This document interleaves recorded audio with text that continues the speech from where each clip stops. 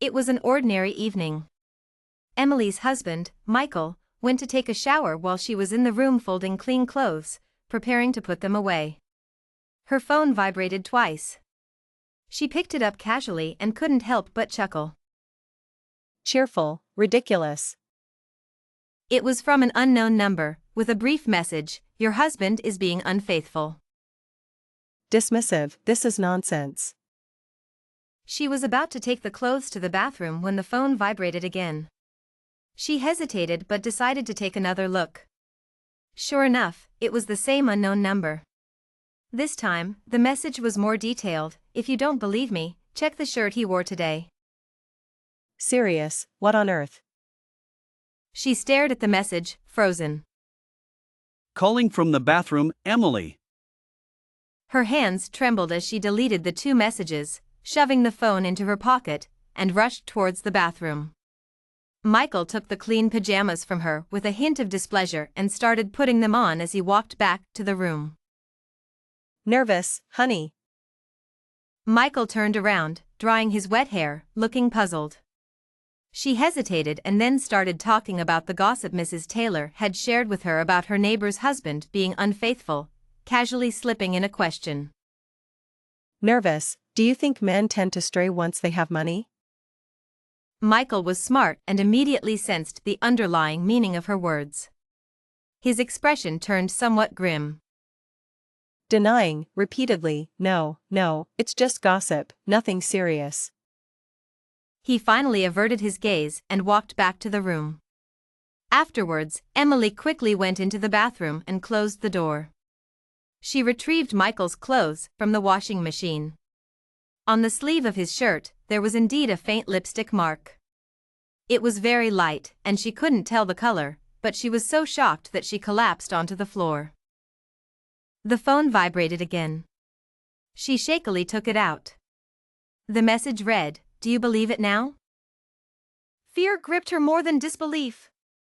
It felt like an invisible eye was watching her, monitoring her every move. This person was trying to drive a wedge between Michael and her. Emily and Michael had started dating in their junior year of college, got married after graduation, and had been together for 10 years. She had stood by him through the toughest times of his startup, and they had a daughter, Chloe. Their relationship had always been stable, but someone seemed to be jealous and wanted to destroy their happiness. She stuffed the dirty shirt back into the washing machine and stumbled back to the room. She showed Michael the last message, anxiously explaining everything that had just happened. Anxious, Michael, look at this. Someone sent me this message. Because she was so nervous and had to omit the part about the lipstick mark, her explanation was a bit jumbled.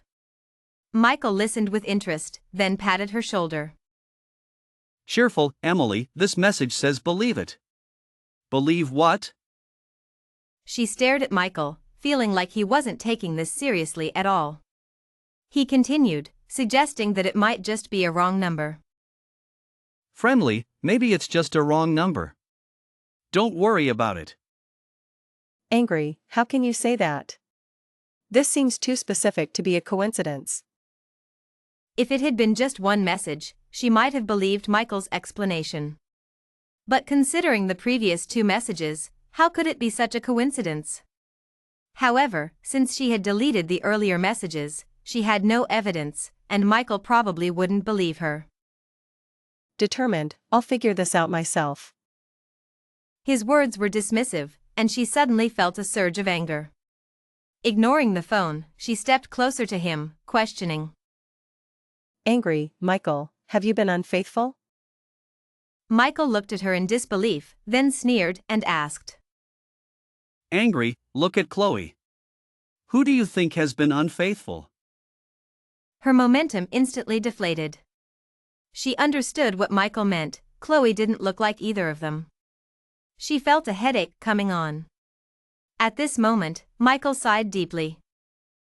Serious, instead of wasting time on these thoughts, you should get some rest.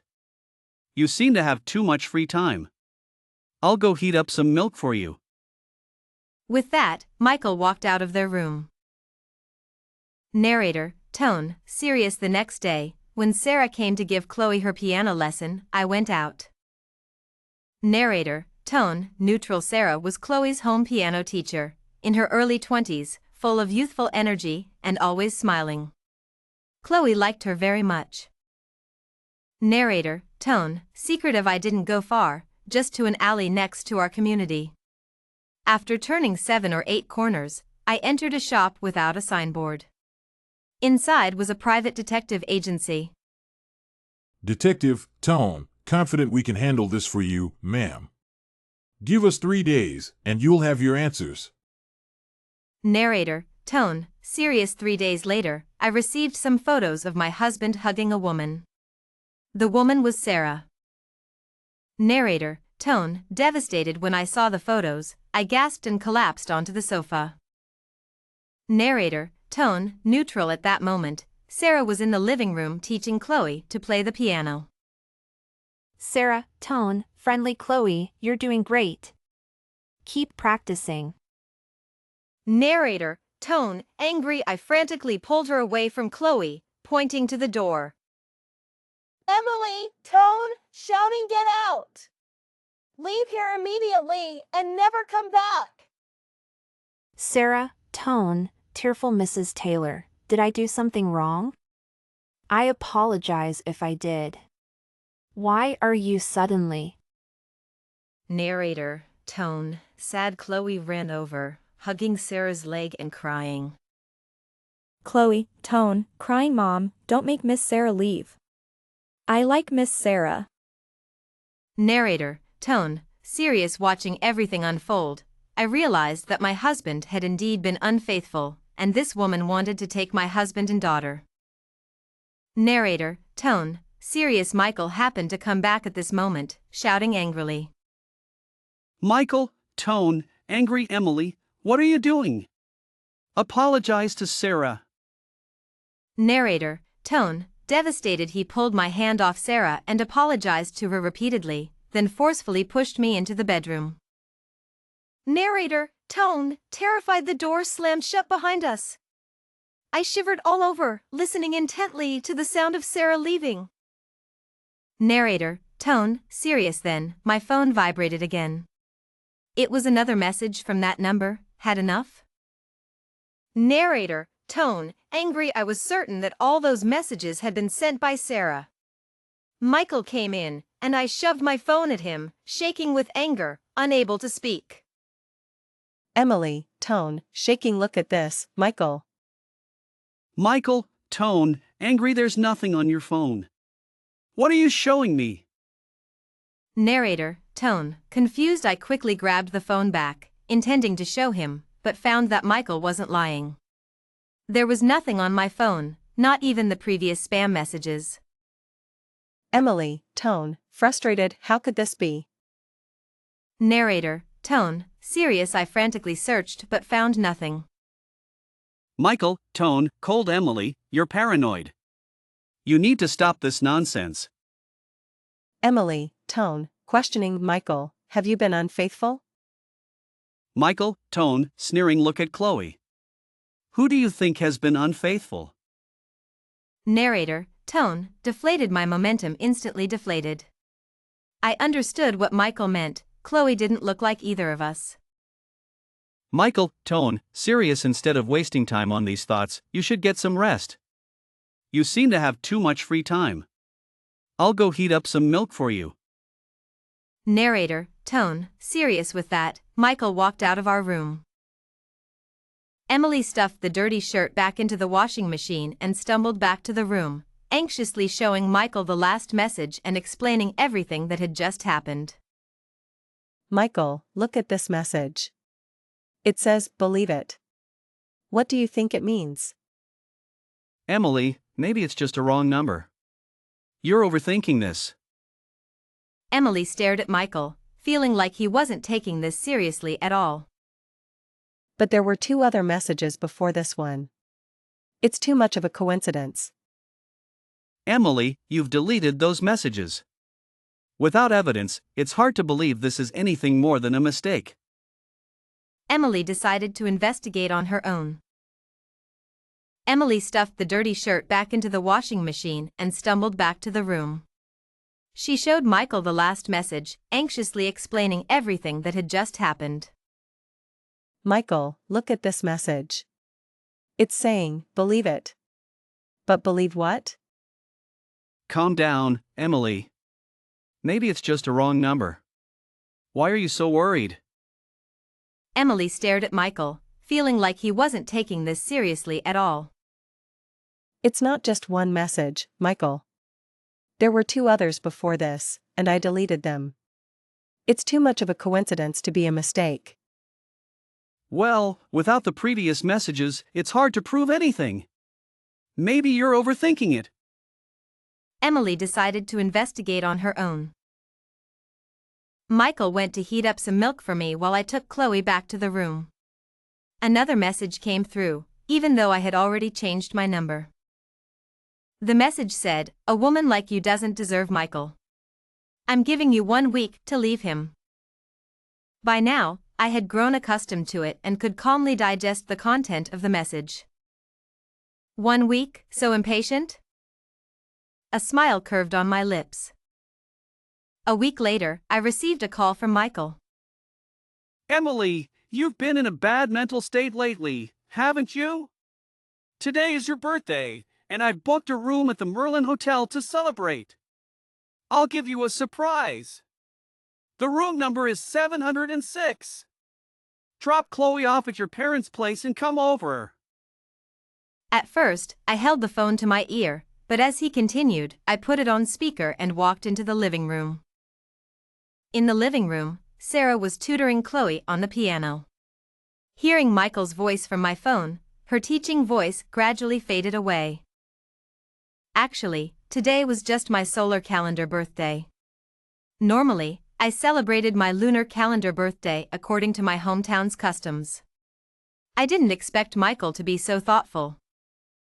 Such a good opportunity, I naturally wouldn't miss the chance to show off in front of Sarah.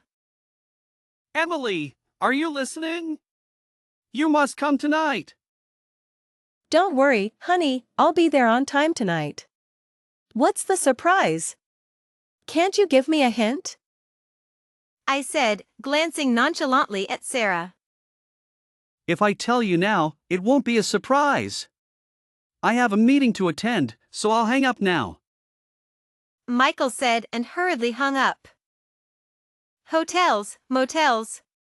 In the first 2 years of our marriage, before we had Chloe, Michael was very romantic and loved doing such things. Now, it was rare. Satisfied, I put my phone away, leaned against the piano, and asked Sarah why she had stopped teaching. Her face was pale, and after taking a deep breath, she responded. Mrs. Taylor, I think you must have some misunderstanding about me. And your phone was so loud just now, how could I teach? Misunderstanding? I casually brushed it off, assuring her that I wouldn't interrupt their lesson again. My goal achieved, I waved at Chloe. Just as I was about to leave, Sarah stood up abruptly, her face white as a sheet, and her words became sharp. Her tone was unpleasant, clearly showing her anxiety. Maybe she thought Michael was already hers and never considered that we might rekindle our relationship. The more anxious she was, the more excited I became. I didn't rush to leave and instead made an excuse that my parents were going to a wedding tonight and asked her to look after Chloe. No, I have to take care of my mom tonight. You should know about this, Mrs. Taylor. Don't worry, I can pay you extra. I said, smiling faintly at her. Her arrogance finally subsided, and she lowered her head, showing some impatience. No, I have to take care of my mom tonight. You should know about this, Mrs. Taylor. Yes, she had mentioned this the first time she came to my house for an interview. Her father had abandoned her and her mother when she was young, running off with another woman. And a year ago, her mother fell seriously ill and was hospitalized, which was why she took up a part-time job as a piano tutor at our house. She was sensible enough to realize that Michael hadn't broken up with me and that there was still a chance for us to reconcile. Her tone softened considerably. I stuffed the dirty shirt back into the washing machine and stumbled back to the room. I showed Michael the last message, anxiously explaining everything that had just happened. Emily, this message says believe it. Believe what? I stared at Michael, feeling like he wasn't taking this seriously at all. Maybe it was just a wrong number, Emily. Don't worry too much. If it had been just one message, I might have believed Michael's explanation. But considering the previous 2 messages, how could it be such a coincidence? Yet, since I had deleted the earlier messages, I had no evidence. Michael probably wouldn't believe me. I decided to investigate on my own. Emily stuffed the dirty shirt back into the washing machine and stumbled back to the room. She showed Michael the last message, anxiously explaining everything that had just happened. Michael, look at this message. This is what I found. Emily, this message says believe it. Believe what? Emily stared at Michael, feeling like he wasn't taking this seriously at all. Maybe it's just a wrong number. If it had been just one message, Emily might have believed Michael's explanation. But considering the previous 2 messages, she couldn't believe it was such a coincidence. However, since she had deleted the earlier messages, she had no evidence, and Michael probably wouldn't believe her. I need to investigate on my own. After receiving those photos of my supposed infidelity, I hired a private investigator. But no matter how hard the investigator tried, they couldn't identify the man in the photos. As for me, I had no memory of that incident at all. It felt like something that happened to someone else, yet it was being forced upon me. I pulled myself together and continued to deal with Michael. Yes, 10 years. I was exhausted from this constant struggle. It was enough. Honey, why are you so angry? I just went to buy a bag, see? If you don't believe me, you can check the credit card records on your phone. With my reminder, Michael hurriedly took out his phone, his expression relaxing. Honey, you must be exhausted from working on the project. Go take a shower, and I'll heat up some milk for you. Michael nodded slowly, giving me a meaningful look before heading to the bathroom. As he turned, I noticed a lipstick mark on the back of his shirt. This one was clearer than the last, and I could even tell it was Chanel's number 13, my favorite rose shade. I squinted slightly. The bathroom door had already closed. Maybe it was just my imagination. Or maybe someone was getting impatient. That Sunday was my lunar birthday. I rescheduled Chloe's evening piano lesson to the afternoon. I was worried Sarah might refuse, but she agreed readily. When Sarah arrived, I eagerly handed her a pair of guest slippers. Mrs. Taylor, what do you mean? Are you saying theirs? It's just what it sounds like, Miss Sarah. Don't overthink it. Come on in. Sarah's expression was strange. I was afraid she might run away, so I grabbed her hand. Miss Sarah, I had some misunderstandings about you before and was rude. Please don't hold it against me, for Chloe's sake. Sarah didn't say anything more and started Chloe's lesson as usual. Michael called around 3 p.m. He sounded unusually eager.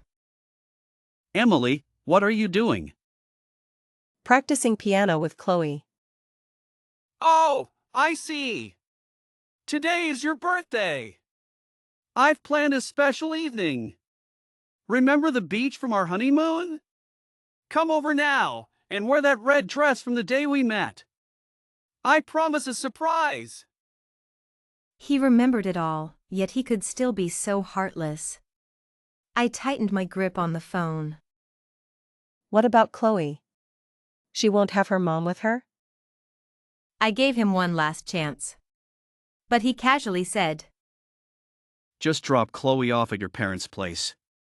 She's grown up, she doesn't need you all the time. All right. He hung up immediately. Listening to the dial tone, I forced the brightest smile I could muster. When I was bringing Sarah some juice, I accidentally spilled half a cup on her skirt and took her to change into one of my old dresses. Mrs. Taylor, you're still young too. I'm getting old. It's time to accept it. This time, I'll trouble you to go in my place. While I said this, Chloe was still practicing the piano in her room and didn't hear a thing. Sarah hesitated to respond, and I didn't rush her. I just looked her in the eye, waiting for her answer. Well, all right. After Sarah left, I took out my phone. It had been a long time since I received a message from that unknown number, and this time, I sent a message to them: the game is over. After sending the message, I pulled open the curtains. The early autumn sun at 4 or 5 in the afternoon was still blazing, flooding my room without restraint.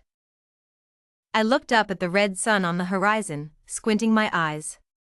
No wonder they say there are two things in the world you can't look at directly: one is the sun, and the other is the human heart. In the evening, I sent Chloe to my parents' house. After taking a call, I returned home alone to wait. Emily, are you a person or a ghost? Honey, what are you talking about? No, didn't I ask you to go to the wild beach? How come? How come? I hadn't seen Michael so flustered in a long time. The last time he spoke so disjointedly was when I proposed to him the year we graduated, and he was too nervous to form a complete sentence. Honey, are you too tired? What nonsense are you talking about? Oh, you said you wanted me to go to the beach. I was too tired and didn't want to go. Later, I couldn't reach you on the phone, so I asked Sarah to go in my place. Oh dear, you're back now, and Sarah doesn't know yet. You should call her and tell her to come back. It's not safe for a young girl to stay there alone now that it's dark. As I spoke, I had already reached the kitchen, poured a glass of milk for Michael, warmed it up, and brought it to the living room. Sarah, please answer the phone, please answer the phone. She's a smart girl. If she didn't see you there, she probably came back on her own. Maybe she's busy now. Come on, honey, drink this milk before it gets cold. Seeing my earnest gaze, Michael put his phone away and took the milk. Honey, did you know? Today, I let Miss Sarah wear the dress I wore the day we met. She has a figure just like mine when I was young. It fits her perfectly. With a crisp sound, the milk cup fell to the ground and shattered. Oh dear, honey, how could you be so careless? Why did you let her wear that dress? How could you let her wear that dress? Don't you know, when you wore that dress, you looked most like Sophie. I stuffed the dirty shirt back into the washing machine and stumbled back to the room. Showing Michael the last message, I tried to explain everything that had just happened. Emily, this message says believe it. Believe what? I stared at Michael, feeling like he wasn't taking this seriously at all. Maybe it's just a wrong number. If it had been just one message, I might have believed Michael's explanation. But considering the previous two messages, how could it be such a coincidence? Since I had deleted the earlier messages, I had no evidence, and Michael probably wouldn't believe me. I decided to investigate on my own. I stuffed the dirty shirt back into the washing machine and stumbled back to the room. I showed Michael the last message, anxiously explaining everything that had just happened.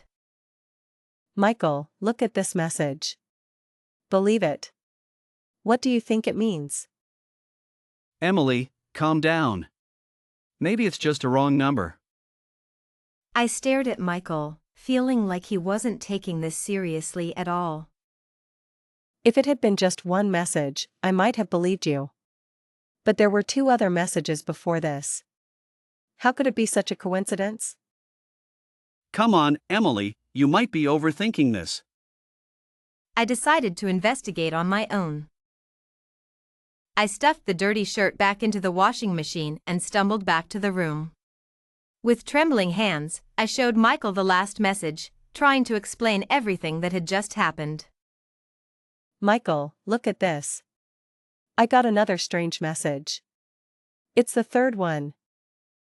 Emily, this message says believe it. Believe what?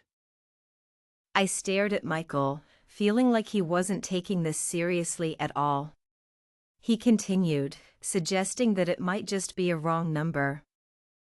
Maybe it's just a wrong number, Emily. These things happen. If it had been just one message, I might have believed Michael's explanation. But considering the previous 2 messages, how could it be such a coincidence? However, since I had deleted the earlier messages, I had no evidence, and Michael probably wouldn't believe me.